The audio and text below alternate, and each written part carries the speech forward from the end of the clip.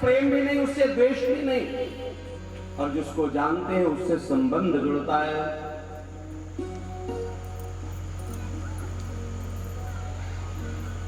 संबंध जुड़ता है तो दायित्व का बोध होता है। निर्विण्ण नितराम ये इंद्रियों को जब तक हम वश नहीं करेंगे तब तक बात नहीं बनेगी। उदाहरण क्या करना है? इंद्रियां ऐसे वश में नहीं आएंगी, कैसे आएंगी? बोले इसके लिए अष्टांग योग करना पड़ेगा। वो योग क्या है? यम, नियम, आसन, प्राणायाम, प्रत्याहार, धारणा, ध्यान और समाधि।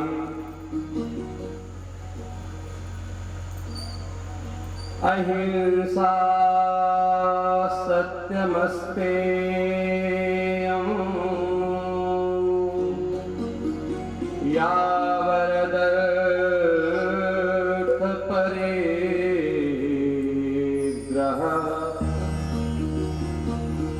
ब्रह्मचर्यः तपः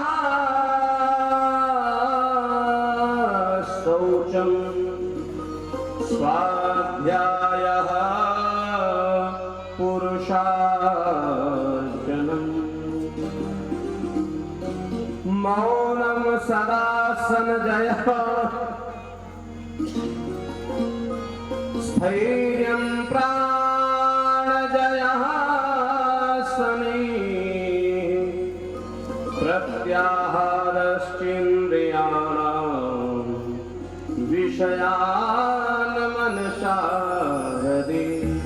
बोले सबसे पहले अहिंसा को अपने हृदय में धारण करो। अहिंसा, किसी भी प्रकार की हिंसा नहीं करना।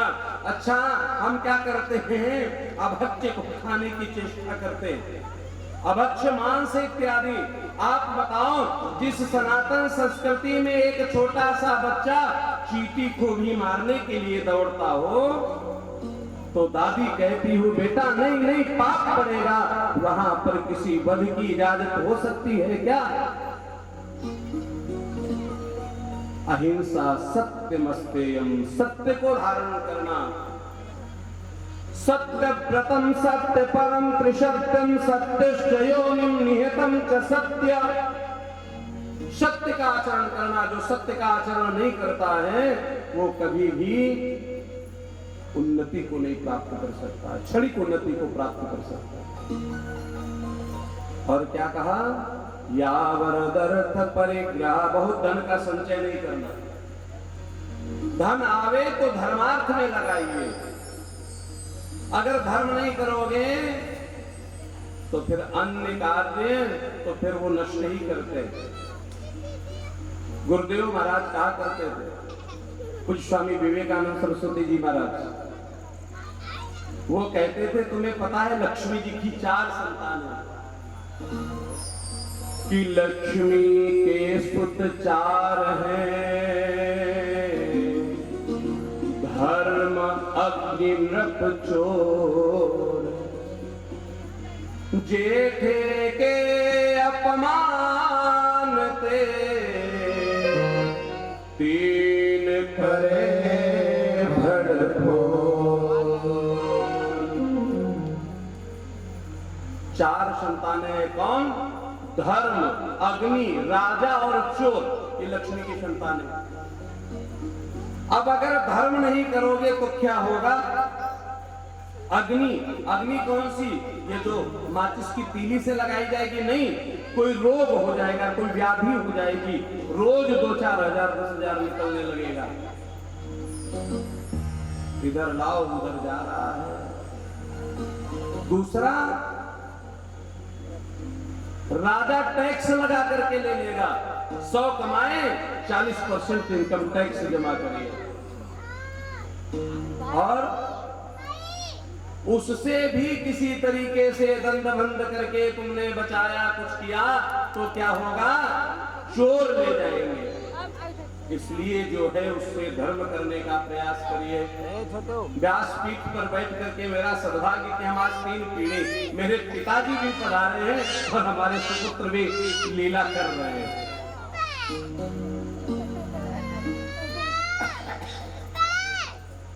जय राधे राधे गोविंद गोविंद राधे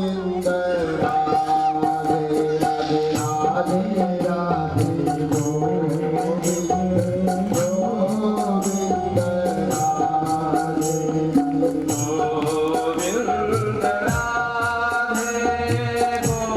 गोपाल राधे गोविंद